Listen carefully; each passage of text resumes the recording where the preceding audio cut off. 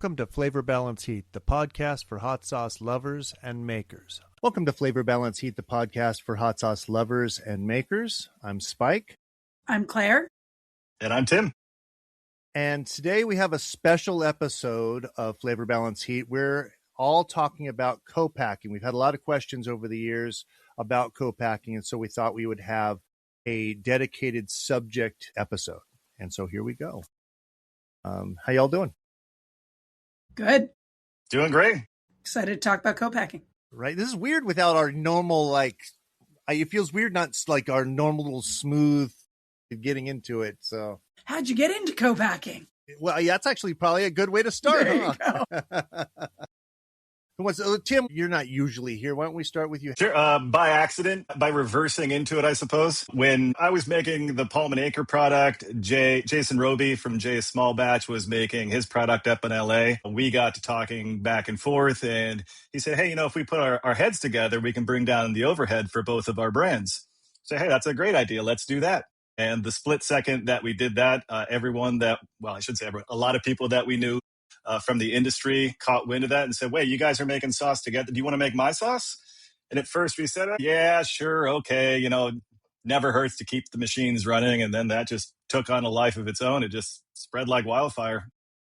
What do you think we never actually is? Currently, we're probably at a 70-30 percentage right now. I mean, we run every single day of the week, and the majority of it is co-packing right now. We never really set out to do that. It was just one of those Bob Ross happy accidents that just kind of took on a life of its own. Especially during COVID. Once COVID hit, we started getting projects coming out of the woodwork from people that were sitting home alone and bored and trying to figure out how they can spin up some side projects. So we got calls like crazy coming out of that. I think Zach was a COVID sauce, right? Yes. Yeah. Didn't he come about right during the pandemic? Yep, absolutely. Yeah. Yeah, it's kind of the most popular. No, wait. Zach was before. He was the same time as me. I apologize. Yeah, because you guys were both like 2018 or something like that, right? Okay. Yeah. And I feel like a lot of our guests on the show, it's, so I lost my job during the pandemic and then I was bored and then it's a very common way to start. And I think we're about the same, similar percentage, probably by activity level. We're probably 70 co-pack, dollar value. We're probably a little closer to 50-50. No, we're more than that. I was just looking at numbers today, but I was looking at different numbers today. We're slowly doing more branded, less co-pack, less percentage co-pack. But that's, I'm sure Tim, like the ebb and flow of co-pack is just all over the place. Yes. You are dependent on other people's schedule to a large degree, so it's very difficult to predict. Yeah. I get a lot of suppliers that say, hey, how many pounds of XYZ do you use a month? And I'm like, it depends on the month. It depends on the year. I can't give you a number. I don't know. Yeah. Well, and you're dependent on their sales ability. You can't call them up and say like, "Hey, buy more." Yeah, I was telling Spike for the past couple of years, we go through this boom and bust cycle where during the holidays, obviously, there's a big push, and then in January there's a big push because everybody's restocking from the holidays, and then there's usually a lull that happens in February, March until the spring festivals start kicking up. Well, for the last couple of years in California, it has been raining cats and dogs throughout the entire spring. So there was a good, just complete dead period for a couple of years in a row where we were just sitting on our hands like, wow, I hope we get some orders someday. That'd be great. We ran all of our stuff. We ran everything that we could, gave the whole kitchen a good deep cleaning, did everything we could and just kind of wait around. Yeah. No, we've definitely had lulls like that where we're like, I hope we get a big order. Yeah. It really varies. We got one of those shortly after we moved into a new facility too, which was panic inducing. Yeah. God. Yeah. Well, so we coasted into the new facility on fumes, expecting that we're going to go like gangbusters as soon as we get in there. And we just had to wait it out. We've definitely heard some horror stories about co-packers who go out of business just after a big change and shift like that. There's one here in Vermont who was a mustard manufacturer, and then they built a huge new co-packing facility. And as part of it, they were going to be doing baking for the Vermont Brownie Company, which was owned by the Vermont Teddy Bear Company, which, if you know anything about teddy bears, you probably know about the Vermont Teddy Bear Company, if you know things about teddy bears. And they're big. And they were delayed in the opening of their new facility. And so they missed the Valentine's Day brownie manufacturing. Ooh. And so they lost that entire contract. And that was going to be something like a third of their income or some huge percentage of their income. And within a few months, they were like, we can't sustain this. And they closed up. Ugh. And you know how those transitions go. There's always something from the county or the state in our case. The feds might push back on something. Or you can't find the contractors or any of that. Yeah. Right. Yeah. That's another thing as part of co-packing is it is critical to have a good working relationship with whatever entity is inspecting you. Yeah. Yes. We've been very fortunate on the California side, even though they're a bit, heavy-handed historically. The people that we interact with on a regular basis that come into the facility, that examine our logs, they're all, it's more of a mutual relationship where they're trying to help us. We're trying to make it as easy on them. We both understand the game. We both understand that, time is money and let's just get this taken care of. Here's our records. Yes, everything is safe. That'll be X number of dollars, And you know what? That's another one of the subject ones I would love to get into, especially considering California is just, all the way regs work through different states. It would be, I think that'd be a fun one to do, especially because it'll be fun to watch Claire sifting through the CFRs through most of the episode. Yeah. I have to tell you, I have this, I've talked about this to people, that it makes me for some weird reason, it makes me happy when suddenly you phase out and I know that you're sifting through the CFRs and it makes me happy. It's like something, you know what? I know exactly what it is because I know something really good is coming. Like right around the corner. I'm such a stupid nerd for this stuff and I'm not having to look it up. So Claire is like diving through this and I'm like, something's good's coming. I'm going to enjoy this. I'm Claire George. I own Butterfly Bakery of Vermont. We make hot sauce, mustard, cookies, and granola, and 100% of our products are made with Vermont ingredients. The thing that I hear most often from people is that my hot sauce tastes like the peppers that are in it. We do really simple recipes that don't get too crazy and nitpicky, just to really accentuate the flavor of the peppers that are in there. The unique thing about our hot sauces is how much we feature the farm and the relationship with the farm and really bring the terroir of Vermont to our hot sauces.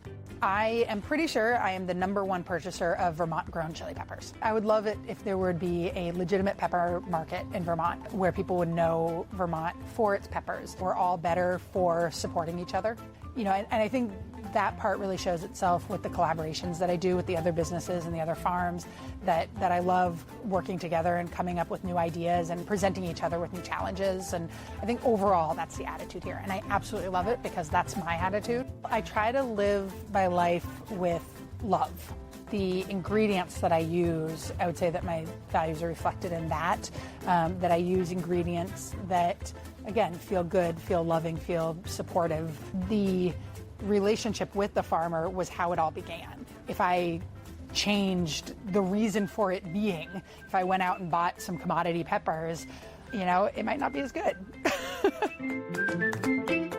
You can find Butterfly Bakery of Vermont hot sauce, mustard, granola, and cookies at butterflybakeryvt.com. I was actually, Spike, I mentioned to you that yesterday I just gave testimony at the Vermont State House. Yes. For the Vermont Working Lands Enterprise Initiative, where they help fund working lands, farming, forestry, fiber. And this was on behalf of the program and the grant and all of that. And this is in front of the Ag Committee, the House Ag Committee.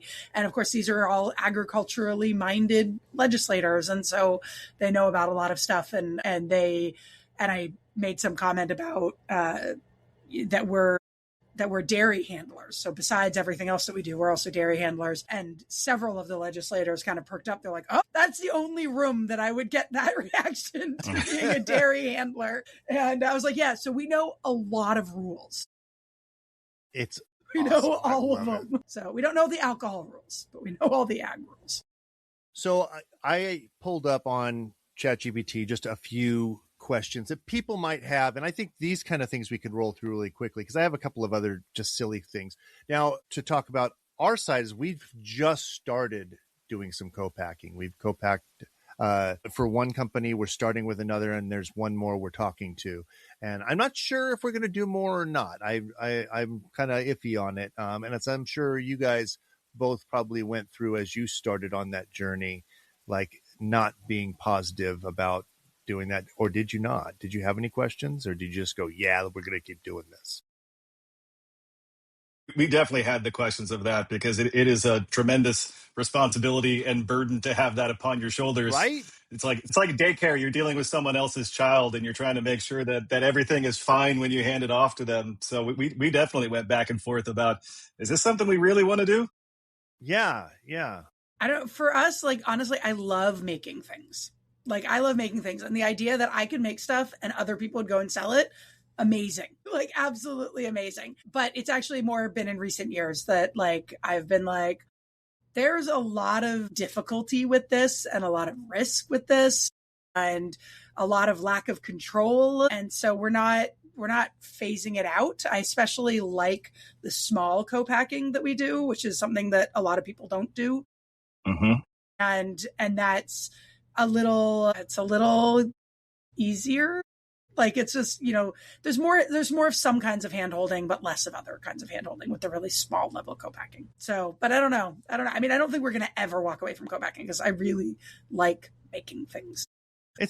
I would say the level that we're at is probably as far as we want to go. We may go a little bit larger, but we don't really want to get into hundreds of gallons per day because that takes you into a whole nother tier. Yeah. And those places already exist out here in Southern California. We're trying to be that bridge between, hey, I've got this product that my abuela made with a family recipe and I'd like to bring that to market. And if we can get them to market successfully, help them grow up to the point that they've become sustainable and they outgrow us to that next level of several hundred at a time, I feel like we've accomplished our job. Yeah. What is the smallest batch you do, Tim, for co-pack? We try to limit it to 60 gallons. Yeah, we do have a couple of legacy folks with us that are still on 40-gallon runs, but we really try and push it at 60, which is, we can run several of those in a day, so we can slot them out accordingly. Yeah. Yeah, we're nowhere near that. Because we're working out of a restaurant, so they have to finish their day at 2:00, and so the batches we're doing is, for restaurants here. We've got a couple of restaurants. Hi, Wendy. And I've loved the people we're working with so far. The one thing that really gets me and it has worried me the most, and it is a genuine concern, and is, well, the newest people we've got coming in, and there's no secret about it. It's a place called 42, and it's Bar 42, and they have a couple of barbecue sauces that their family, has cultivated. And for me, the responsibility of that, I'm one of those people that takes that on, and it's something I really take on, and I'm like, man, I don't know. It means a lot to me to make sure that we're getting that exactly right all the way down the line. And so, and if it's mine, I'm okay with that. But I also know that, like, shit happens and you have to, deal with things. And I genuinely, when you're talking about like risk and all that, I don't see any risk with them. They're wonderful people. But what I do see is in me, like that thing, if something went wrong and I called them, they'd be, I already know that they're awesome, that I would be fine. We'd be like, okay, this is how we deal with this. And, that's the way it is. But I would have a really hard time with that. It has to be perfect. Insane about that stuff. And that's a hard thing. I think that's Like for us, my baking background, I think helps with that, because in baking, you have to create the exact same product every single time, but baking inputs are not the same all the time. And so you have to know how to edit on the back end to create the same product on the front end. And I think that kind of that level of nuance of kind of knowing how to create that repeatable sameness over and over and over again, I think is a benefit that, I mean, and Spike, working in kitchens, like bakers and chefs are like different people. Oddly enough, actually, what you're saying really resonates with me. I think I've talked about it here, but I got hired to work for a pretty well-known chef, a Michelin star chef in Portland, and turned it down. But before I turned it down, I had watched some things about him and caught a hold of an interview where he's talking to some new people, and he's talking about the goal is to present the same exact dish every single time. It's not flashy. It's not, you're not the big, rock star chef. You're literally just creating the same dish every single day, and it has to be exact. And I took that mentality from then on, and it really brought me to this business. Right. So I think that works for me, and I understand that. It just still, wow, it's such a responsibility. When it's that family thing, it's just got to be perfect. And I have realized that, like, okay, this is a different level we're on, and I'm going to have to learn to adjust to it. And there is a certain element too that has taken me a while to get used to, of helping your client understand what the same means. Yes. And I definitely I have clients who I've had for a long time who will be like, I'm tasting these two side by side and I notice this nuance different. And I'm like, those do not taste different to the average customer. I guarantee you. Yes. Or this one is slightly more red than the last version. It's like, yeah, that's because we're using fresh red peppers. Have you ever seen two red peppers that look exactly the same? Like, that's the nature of the beast. Yeah. So I communicate it as there's a window that we're trying to stay within. And obviously the goal is to be dead center in that window. But there's going to be variation, just so long as you're keeping consistently within that window. To us, that is the same. And we do a lot of expectation settings, especially with new customers. Obviously, if somebody's been at market for a long time, they have a whole different expectation because they've been through it. They know that, hey, the customer doesn't notice that this one is 3% hotter than the last round because the peppers are fresher, with more water weight or what have you. So the expectations from our side seem to come more from new to market folks, that this is their first time through, and they, so I try and do a lot of level setting going into it, just as I be as transparent and open as I possibly can going into it, that, hey, batches vary from one to the other. So long as we can establish the baseline and we stay within that, then we're good. I like that. And this is one of the main reasons why I wanted to do this episode, because I'm finding going down this journey that it's like, oh, these are things I've never had to consider, but I've been making hot sauce for 7 years now, but this is it's a whole different ballgame, and we're on a different plane. So thank you. And I will also say that your definition of sameness, what you are defining as the key points to a product, can vary for what your client refers to as the key points to a product. Yeah. I have absolutely had, I make a batch 1 and a batch 2, and I feel like these are identical. And they say no, because, the texture is a little bit different, or the chunkiness factor, or the number of seeds, or just things that I don't necessarily qualify as the key points to this sauce, Yeah. And so understanding what they identify as the important points and the key points is also really important. I talked to somebody recently that didn't end up working with us. And one of the things that they brought a sauce to me to look at. I said, I tend to be very blunt with people. And I just said, this is really good. But they had made the choice to not put any salt in it. And it actually tasted very good. Didn't catch it at first, which I normally, I'm right on it. You guys have all heard my rants about salt.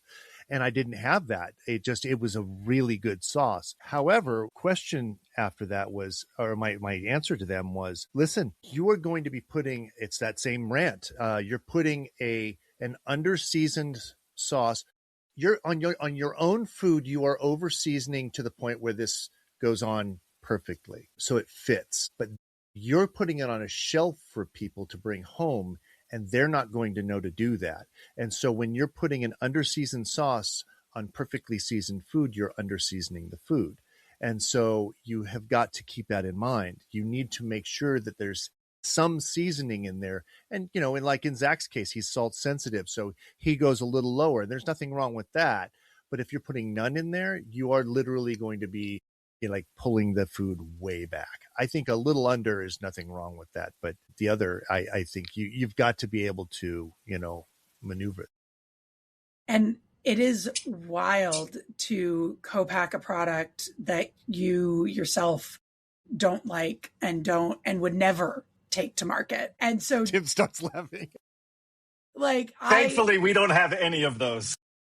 We definitely do. I will say it. I will say that we definitely do, because I am not the target market for that product. We had this one product where the client came out and we made the product and tasted it. And my immediate reaction, or actually they sent us a sample first. So I tasted the sample and I was like, this does not taste right. Like, this does not taste right at all. And we've had ones where like the sample doesn't taste right. And then they taste it afterward and they were like, oh gosh, I don't know what happened here. That was not right. So I tasted this and I was like, wow, this is really awful. And like, this is really horrendous. But I was like, but I don't know what they're going for. This is not the product for me. And this was actually a product that was already on market. They already had a following on it.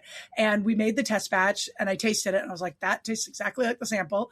And they tasted it and they were like, yeah, that's it. Yep, that's great. And I was like, wonderful. We'll bottle it. Like, yep. It is very much a subjective thing. It's so subjective. Yeah. I don't really get the draw of Andy Warhol, but people love Andy Warhol. So, hey, that's why there's chocolate and vanilla. Yeah. We had recently, well, not that recently, but we get so many hot sauces in because of this podcast that I thought, oh, what would be really good for the crew would be to have all these hot sauces. And there's some that I had ordered that I got in and I knew had been on Hot Ones. And I just wanted to taste it. And it was disgusting. It was still to this day the worst hot sauce I've ever had. I'm not going to say who it is. And mostly the reason why I won't say who it is not because of I care that much, because, we've all got pretty thick skins, or if we don't belong in this business. Yeah. But the thing is that I tasted it. I said, this is disgusting. I don't know why anybody would buy this. This is awful. And just ranted. And then one of my employees who wasn't in the room when I did it walked in, tasted it and said, can I have this one, please? This is awesome. Yeah, no, 100%. And that particular sauce that I didn't like, but like we had a bottle of it and I brought it home and my husband was like, oh, this is great. And I was like, and he and I have somewhat similar, preferences, generally speaking. So yeah, there is no food in this world that everybody likes. That's one of the things, this is more of a hot sauce maker thing, but in general, I've come to the conclusion, I actually eat sometimes, but don't care for, in general, vinegar forward sauces. Even though we put vinegar in our sauces, they're not vinegar forward sauces. And it dawned on me that that's the case, and that I don't just grab those automatically, but that sometimes I just am in the mood for that. And then it dawned on me that, man, a lot of fucking people sell vinegar forward sauces and do really well, and I don't make those generally. And so it reminded me that, they're adding this to food.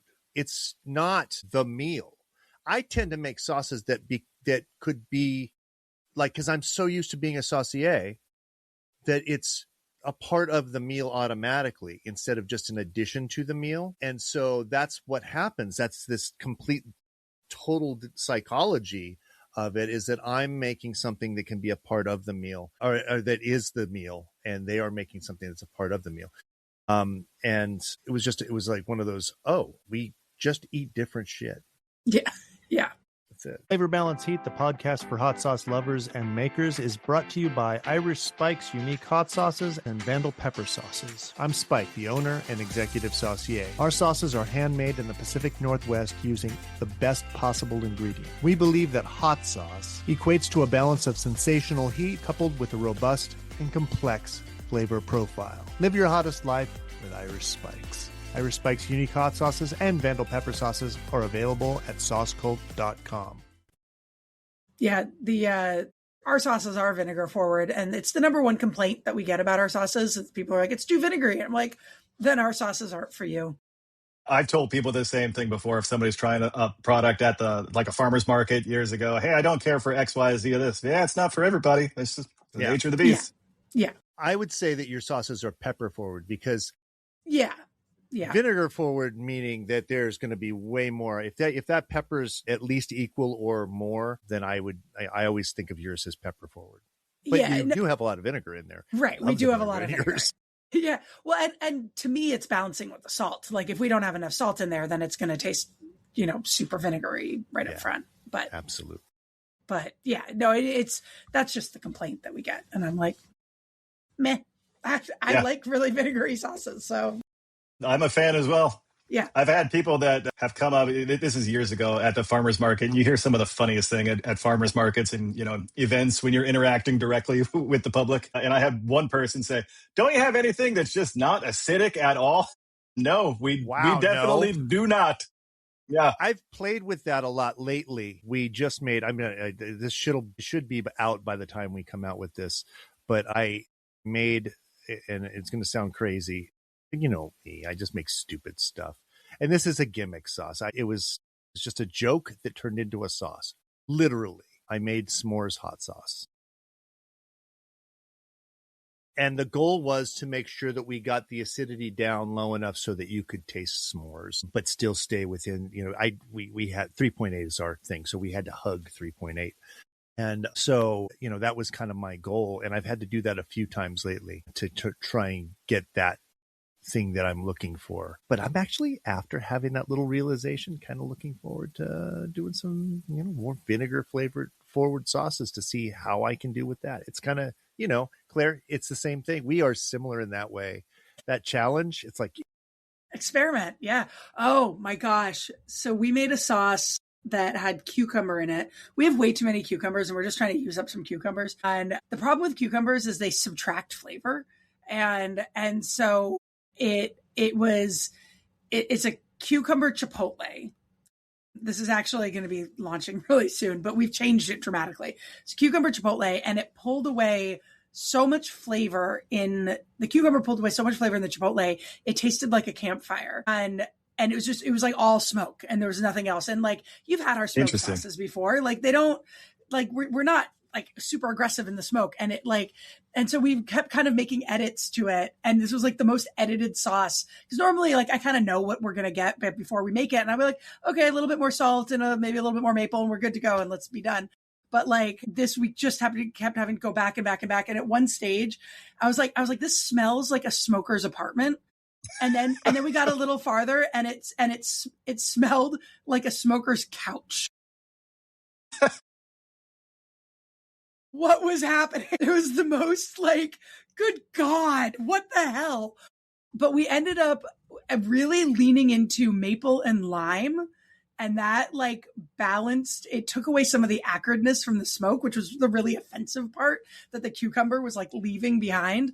So the lime kind of did that. And then the maple, we like went way heavier than we normally went on maple. And it's actually this really nice, like chipotle maple lime thing going on. Huh. Cucumber, I think we're just going to like, I don't know. We're going to compost them. But you ever have you make that sauce where you have that ingredient in the front and it ends up moving way to the back? We just did that. Where it's like, oh yeah, that's not what we're advertising now. Yeah. Because you can't taste it. We've got another sauce that we haven't finished with yet that has cucumber in it, but it was like we'd started it after we'd started this one. And I was like, crap.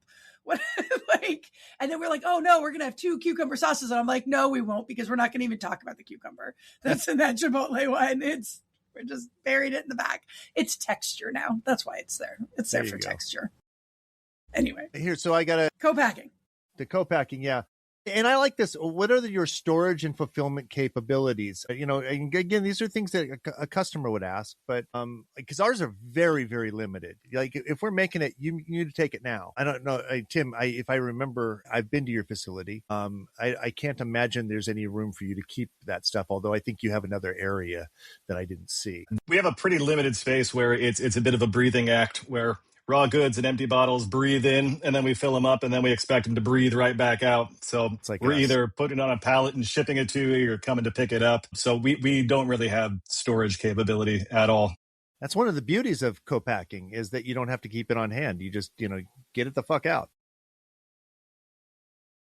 Yeah, we've got a little bit of storage. I mean, we'll store people's ingredients and their but our goal, we'll store their ingredients and their inputs, their bottles and all of that stuff. But then our goal is to get it out the door. We have a couple clients that we'll store stuff for. We don't do piecemeal fulfillment at all. We've got a couple people we'll do pallet fulfillment for, but we're not really optimized for it. So it's not very cheap for us to do it. And we like making the things. And there's a fulfillment center not far from us. So we'll often point people in their direction and say, like, it costs about $120 to ship a pallet to them. And, I've never worked with them personally, but some of our clients have and like it, and send them there.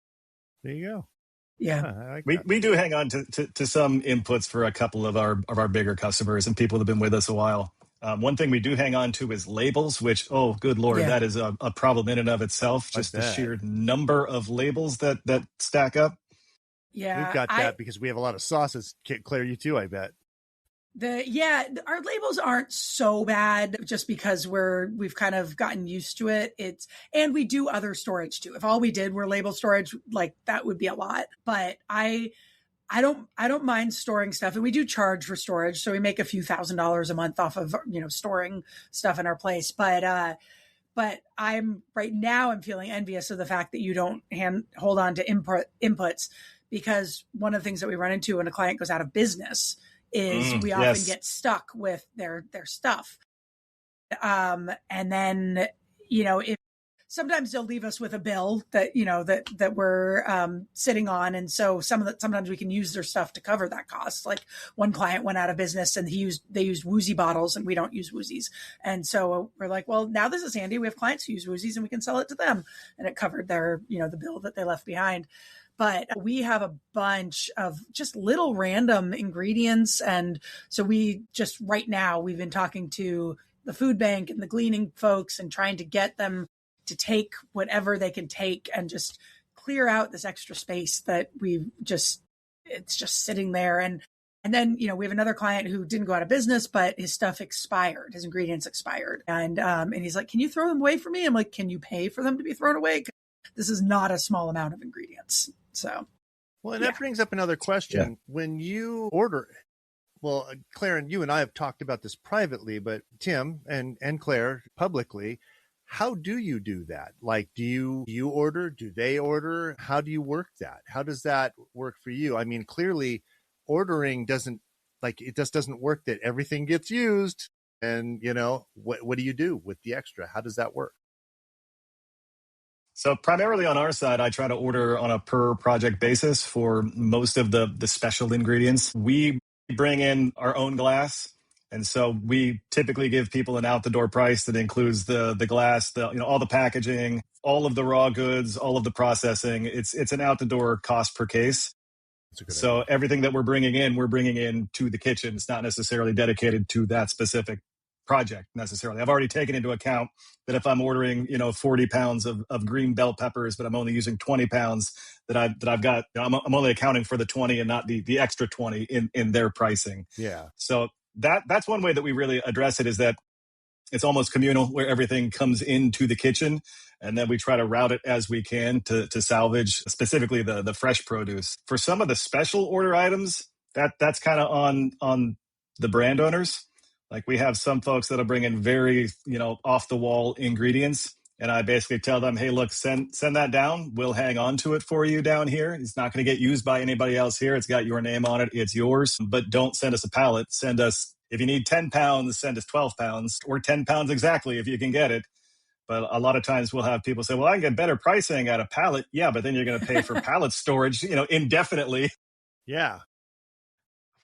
For most of the common stuff, the salts, the vinegars, the peppers, all that stuff, we bring that in just in large bunches and then just use them accordingly.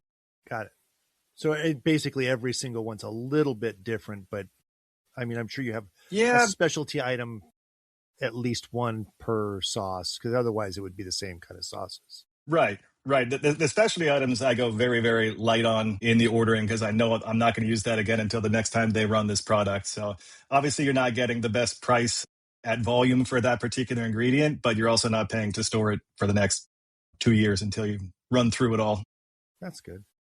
Yeah, and we're different, I think, than most co-packers in that we generally don't do what we call all-in pricing. We generally charge people for the service, and then they pay separately for the ingredients.